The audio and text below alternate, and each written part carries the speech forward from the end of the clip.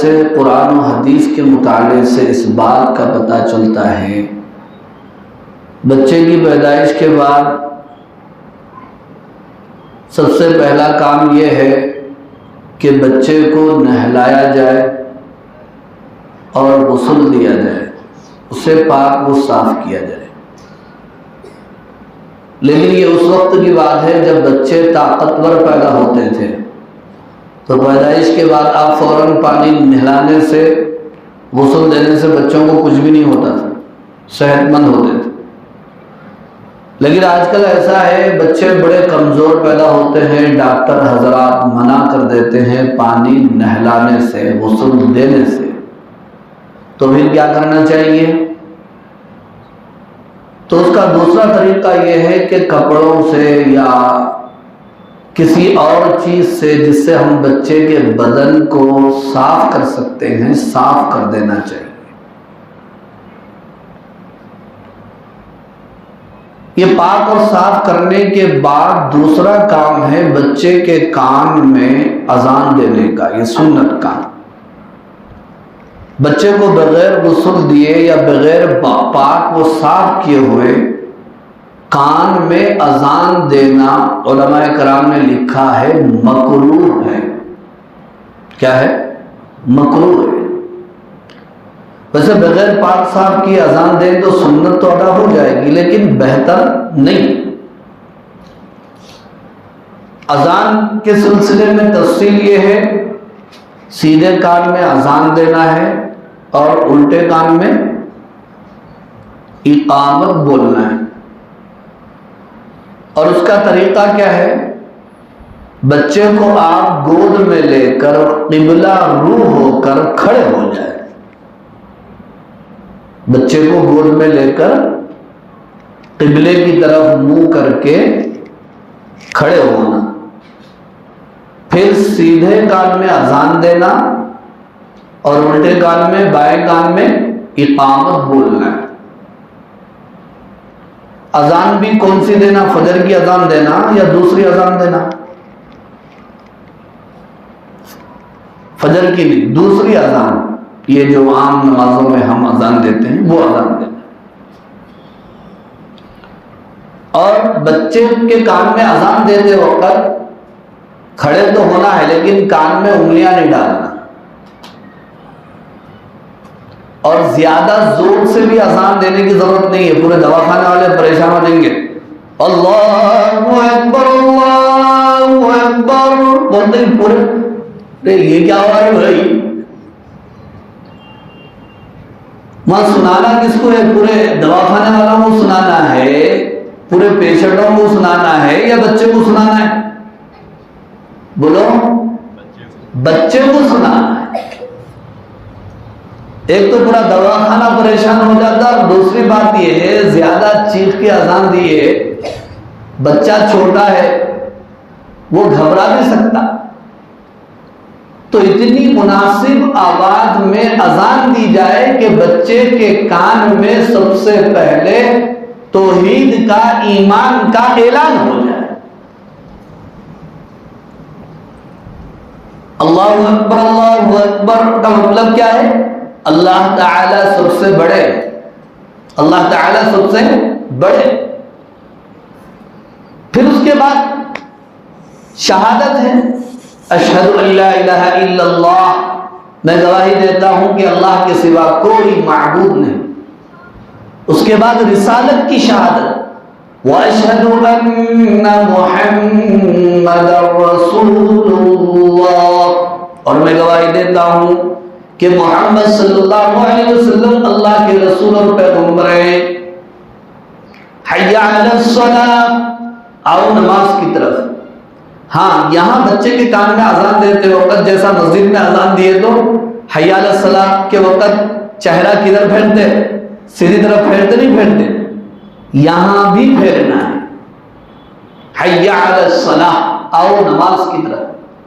حی علی الفلاح، آؤ کامیابی کی طرف۔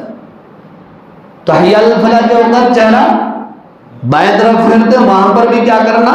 پھر حی علی الفلاح، آؤ کامیابی کی طرف۔ اللہ اکبر اللہ اکبر، اللہ سب سے بڑے ہیں، اللہ سب سے بڑے، لا الہ الا اللہ، اللہ تعالیٰ کے سوا کوئی معبود نہیں۔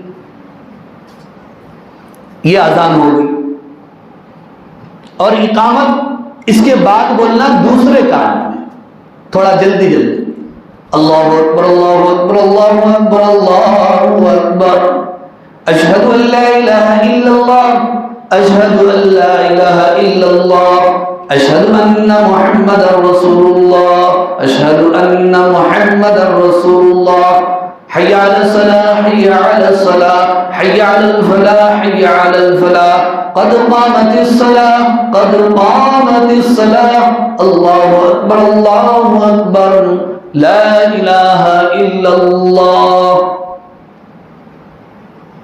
نہلانے دھلانے کے بعد دوسرا کام کیا ہے؟ بچے کے کان میں اذان بولنا، دوسرے کان میں اقامت بولنا۔ مگر کون بولنا؟ علماء اکرام نے لکھا ہے بچے کے کان میں اذان کسی نیک آدمی سے دلاؤ، متقی پرہیزگار دیندار آدمی سے دلاؤ، تاکہ بچے کے اوپر اچھے اثرات پڑے، بچے کے اوپر اچھے اثرات پڑے۔ اور بچے کے کان میں اذان دینا تو سنت عمل ہے، ہم سنت پر عمل کر رہے ہیں، یہی سب سے بڑا کام، لیکن ہمارے نبی کی سنتوں میں بے شمار فائدے ہوتے ہیں۔ اذان دینے کا سب سے بڑا فائدہ تو یہ ہے بچے کے کان میں سب سے پہلے ایمان کا اعلان ہو رہا ہے، اور دوسرا فائدہ یہ ہے کہ اذان دینے کی وجہ سے بچہ شیطانی اثرات سے محفوظ ہو جاتا ہے۔ اذان دینے سے شیطان بھاگ جاتا ہے، جنات و شیاطین بھاگ جاتے ہیں۔ علماء اکرام نے بیان فرمایا کہ بچے کے کان میں اذان دینے سے بچہ شیاطینی اثرات سے، شیاطینی بیماریوں سے محفوظ ہو جاتا ہے۔ اور اذان مرد بھی دے سکتے ہیں، اگر مرد حضرات نہیں ہیں تو عورت بھی دے سکتی۔ اور اذان کا ایک فائدہ یہ ہے کہ علماء اکرام نے لکھا ہے کانوں میں اذان اور اقامت بولنے کی وجہ سے بچہ ام الصبیان کی بیماری سے محفوظ ہو جاتا ہے۔ ام الصبیان سوکھڑے کی بیماری، دبلا پتلا بچہ ہوتا ہے، جسم پہ چمڑا ڈھیلا ڈھیلا ہو جاتا ہے، پیر پہ پیر ڈالتا ہے، دودھ بہت زیادہ پیتا ہے، روتا بہت زیادہ ہے، اس کو بولتے ہیں ام الصبیان کی بیماری، شیاطینی اثرات کی وجہ سے ہوتی ہے۔ بچے کی پیدائش کے بعد اس کے کان میں اذان دینے سے بچہ ایسی مہلک و خطرناک بیماریوں سے محفوظ ہو جاتا ہے۔ اگر کسی بچے کو یہ بیماری ہو جائے تو بھی علماء نے علاج یہی لکھا ہے کہ ایسے بچے کے کان میں صبح اور شام اذان دینا چاہیے مسلسل، 7 دن 11 دن یا 41 دن، اس سے بھی وہ بیماری انشاءاللہ دور ہوگی۔ ایک ایک سنت میں اللہ نے کتنے فائدے رکھے۔ تو پہلا کام کیا کرنا ہے؟ بچے کی پیدائش پر اس کو نہلانا دھلانا ہے، پاک صاف کرنا ہے، اور دوسرا کام کیا کرنا ہے؟ اذان دینا ہے، اقامت بولنا ہے۔ اس کا سنت طریقہ بھی آپ کو بتا دیا گیا کہ بچے کو گود میں لے کر قبلے کی طرف منہ کر کے کھڑے ہونا، سیدھے کان میں اذان دینا، الٹے کان میں اقامت بولنا۔ اور اس کا فائدہ ایک تو بچے کے اوپر اچھے اثرات پڑیں گے، دوسرا بچہ شیاطینی اثرات سے محفوظ ہو جائے۔ اذان و اقامت کی بزرگوں اور عزیز دوستوں بات آئی تو علماء اکرام نے لکھا ہے، بزرگوں نے بیان فرمایا، ہمیں اپنی موت یاد دلائی کہ تمہاری اذان اور اقامت ہو چکی ہے، صرف نماز باقی ہے۔ اسی لیے نماز جنازہ سے پہلے نہ اقامت نہ اذان. نماز جنازہ کی اذان بھی ہو گئی، اقامت بھی ہو گئی. اذان اور اقامت میں کم سے کم 15 منٹ کا ٹائم تو ہوتا ہے سب مسجدوں میں، لیکن آپ مجھے یہ بتائیں کہ اقامت اور امام صاحب کی پہلی تکبیر میں کتنا وقت ہوتا؟ کچھ بھی نہیں ہوتا. ہماری اذان ہی نہیں، اقامت بھی ہو گئی. اب اس سے اندازہ ہم لگا سکتے ہیں کہ میری اور آپ کی زندگی کتنی مختصر زندگی،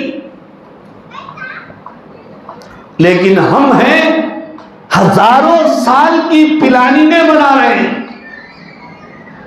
شیطان نے امیدوں میں ڈال دیا ہے، دنیا میں لگا دیا اور پھنسا دیا ہے.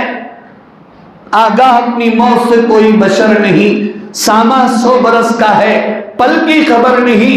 کل نفس ذائقۃ الموت، ہر نفس کو موت کا مزہ چکھنا ہے. دن ہمارے آئے دن ختم ہوتے چلے جا رہے ہیں.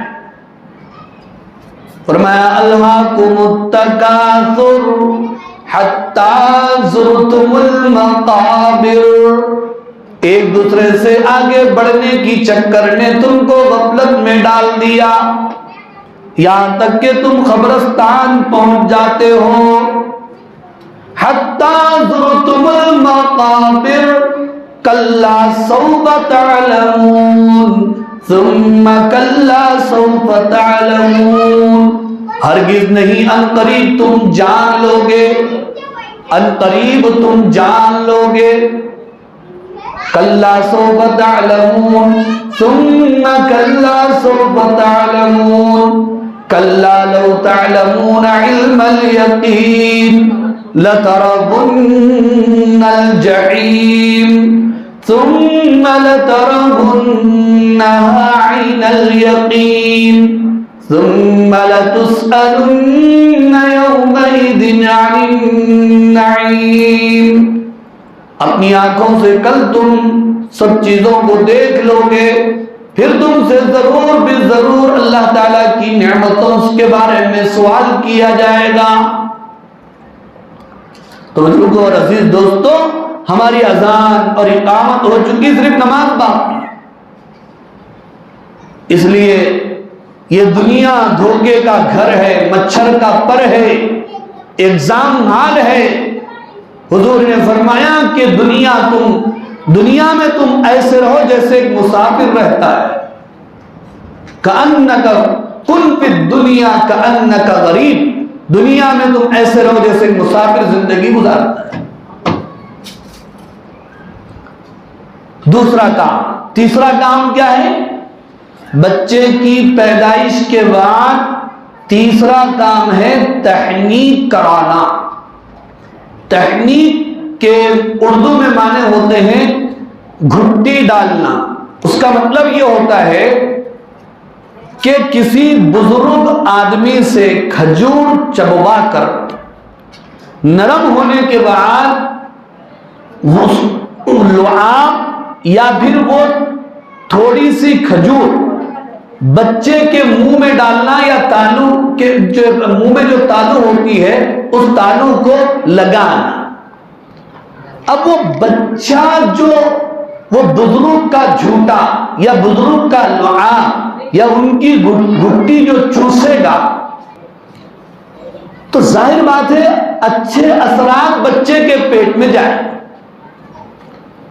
ہمارے نبی صلی اللہ علیہ وسلم کے بعد بھی بچے لائے جاتے تھے تو آپ صلی اللہ علیہ وسلم بچوں کی تحنیک فرماتے تھے، کھجور چاپ کر آنکھ دیتے تھے، پھر وہ آپ کا لعاب مبارک بچے کے منہ میں رکھا جاتا تھا. چنانچہ حضرت اسماء بنت ابی بکر رضی اللہ تعالی عنہ فرماتی ہیں، مجھے جب عبداللہ بن زبیر پیدا ہوئے میں اپنے بچوں کو لے کر حضور اکرم صلی اللہ علیہ وسلم کی خدمت میں لے گئی تو آپ صلی اللہ علیہ وسلم نے تحنیک فرمایا. آج یہ عمل ہے، شہد چٹانا معلوم ہے، لیکن کسی بزرگ کی خدمت میں حاضر ہو کر کھجور یا شہد جو بھی ہو ان کے منہ کا جھوٹا بولے تو وہ جھوٹے نہیں ہیں، یہ بھی جھوٹا نہیں ہے، سمجھانے کے لیے بول رہا ہوں میں، وہ بچے کے منہ میں ڈالنا یہ عمل تحنیک کہا جاتا ہے، اور یہ عمل کرنا سنت عمل ہے۔ کیا ہے؟ سنت عمل ہے۔ نیک اثرات مرتب ہوتے۔ ہم بزرگوں سے ولیوں سے مصافحہ کرتے، کیوں کرتے بھائی؟ ذرا ہاتھ سے ہاتھ مل گیا، جسم سے جسم ٹچ ہو گیا تو تھوڑا ادھر کا ادھر آ جاتا، میں بھی اللہ کے قریب ہو جاتا ہوں، میں بھی دیندار متقی پرہیزگار بن جاؤں گا۔ تو تیسرا عمل ہے تحنیک کرانا۔ اچھا، چوتھا عمل یہ ہے بچے کی پیدائش پر ایک دوسرے کو مبارکبادی دینا بھی سنت ہے، لیکن یہ سنت ہم کو نہیں معلوم، نہ اس کے الفاظ ہم کو معلوم ہے۔ آپ صلی اللہ علیہ وسلم کے بعد جب بچے لائے جاتے تھے تو آپ مبارکبادی دیتے تھے، بارک اللہ لک فیہ وجعلہ برا تقیا، اللہ اس بچے میں آپ کو برکت دے اور اللہ اس بچے کو نیک اور متقی بنائے۔ کیا دعا دیتے تھے آپ صلی اللہ علیہ وسلم؟ اس بچے کو اللہ نیک بنائے، ماں باپ کی خدمت کرنے والا، اللہ کی اطاعت و فرما برداری کرنے والا بنائے۔ یہ دعا نہیں دی اے اللہ اس بچے کو انجینئر بنا دیجئے، اے اللہ اس بچے کو ڈاکٹر بنا دیجئے، اے اللہ اس بچے کو منسٹر، ماسٹر، بہت بڑا پہلوان بنا دیجئے۔ نہیں، آپ نے دعا کیا دی؟ وَجَعَلَهُ بَرًّا تَقِيًّا، اس بچے کو اللہ بر، ماں باپ کی خدمت کرنے والا، تقیہ، اللہ کی اطاعت و فرما برداری کرنے والا بنائے۔ اگر یہ دعا یاد نہیں ہے تو کم سے کم کیا کرنا، کسی کو بچہ ہوا فون میں بولتے ہیں بچہ ہوتا ہے، بچہ ہوا کب کھلا رہے لڈو، بچی ہوئی، پھر بچی ہوئی، پامپ، بچی ہوئی تو پامپ، اور ادھر بیٹا ہوا تو سانپ، نہیں معلوم۔ بیٹی تو اللہ کی رحمت ہے، برکت ہے نا بیٹی بھی۔ اچھا، بیٹی اور بیٹا پیدا کرنا یہ اللہ کے قبضے میں، عورت کی ہاتھ کی بات نہیں ہے، لیکن بیٹی پہ بیٹی ہو جائے تو پوری عورتیں مل کے عورت کو تنگ کرتے، ماں کو، خالی بیٹا اور بیٹا اور منحوس ہے، وہ ہے، یہ ہے، وہ کسی کے ہاتھ میں نہیں ہے، وہ اللہ کے قبضے میں۔ اگر وہ عورت منحوس ہے تو تمہارا بیٹا بھی تو اس میں شامل ہے نا، وہ منحوس نہیں ہے، اس کے اگر ہمارے ہاتھ میں ہوتا تو پورے بیٹے بنا کر کے رکھ دے، وہ تو اللہ کے ہاتھ میں ہے۔ اللہ جسے چاہے بیٹے دے دے، جسے چاہے بیٹیاں دے دے، جسے چاہے دونوں دے دے، جسے چاہے بانج رکھ دے، وہ اللہ کی مرضی ہے۔ کبھی بیٹی کی پیدائش پر مایوس مت ہونا، اس لیے کہ بیٹی رحمت ہے، میرے نبی نے فرمایا۔ تو بچے کی پیدائش میں ایک دوسرے کو مبارکبادی دینا بھی کیا ہے؟ سنت عمل ہے۔ یہ چیزیں، اس کے علاوہ ہم دوسرے رسوم و رواج کرتے ہیں، دواخانے کو گئے، ہاتھ میں پیسے رکھے، اور ظاہر بات ہے بیمار آدمی ہے تو آپ کھانے کے لیے کچھ لے جائیے، وہ تو عیادت کے ضمن میں ہے، سنت عمل ہے۔ لیکن اگر کوئی بیچارہ بچے کو دیکھنے، مطلب پیدا ہونے والے بچے کو دیکھنے کے لیے گیا، ہاتھ میں پیسے نہیں رکھا، تو سب اس کو کیا سمجھ رہے ہیں؟ برا سمجھ رہے ہیں، آئے خالی ہاتھ ہلا لیتے نکلتے۔ اچھا، اتباع سے دیکھنے گئے، اب وہ 10-20 روپے، کیا خالی 10-20 روپے رکھی، بڑی پریشانی ہوئی۔ سنت عمل کیا ہے آپ دیکھو، ایسا ہے کیا؟ کچھ بھی نہیں ہے۔ سنت عمل آپ بچے کو پاک صاف کرنا، کان میں اذان و اقامت بولنا، تہنیک کرانا، یہ تو یار شیطان ایسا بلا دیتا، اذان جہاں تک ہو سکے جلد دے دینا، دیر نہیں کرنا اس کے اندر۔